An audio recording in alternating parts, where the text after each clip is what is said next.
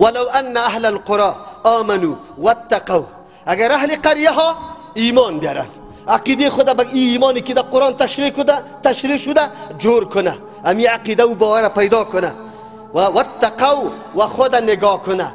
این کلمه بسیار عام است. خدا نگاه کنه از شرک و کفر، از بی‌اعتمادی و بی‌اعتباری، از گمانای بدی که به الله داره نعوذ بالله خدا نگاه کنه، و خدا نگاه کنه از دوستی کفار نعوذ بالله، از چاپلوسی کفار، از نعوذ بالله نوکری کفار خدا نگاه کنه. الله وعده کرده که چیسته لفتحنا علیهم، ما باز میکنم بالایشان برکات من السماء والارض، برکتای آسمان و زمین باز میکنم. در ادنا عملش میبینی که الله چقدر برکت گذاشته. امروز $30 میه بازگشنگی حاکم است.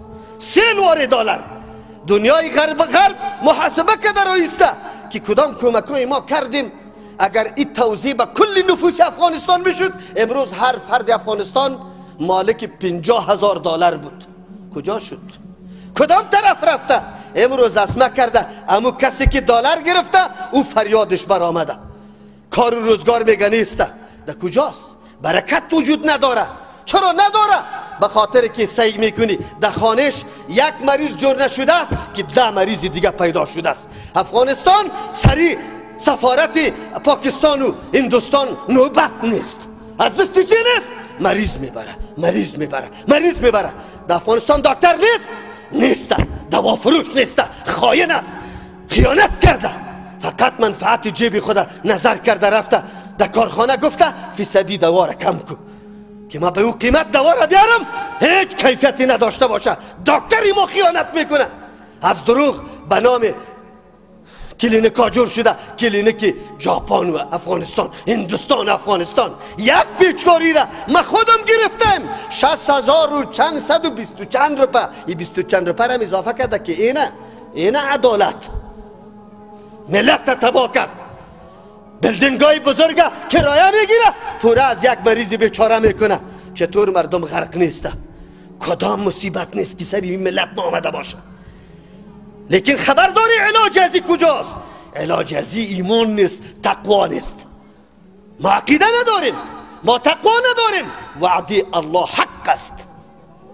الله میگه لفتحنا علیهم برکات من السماء والارض ولكن كذبوا، لیکن این مردم تکذیب کردن وعده های مرا، یقین نمیکنه با آن چیزی که من در کتاب خود برش بیان میکنم.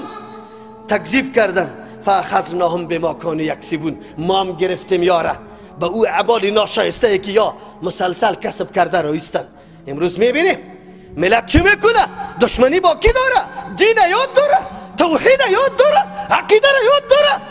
در سری قبر افتاده رایسته، مشکلات خود از قبر طلب میکنه. این ملت چه قسم شوه؟ در کدام سرحد برسه؟ ملت فقط دشمنی در جمعه گذشته براتان گفتم که در مقابل یک جنایت و یک بیغیرتی کسی تظاهرات هم اعتراض هم نمیکنه، ورق اعتراض هم روان نمیکنه، لیکن در مقابل سنت مؤامره است، مشوره است، مجالس است. فقط اقدام بالای چی است؟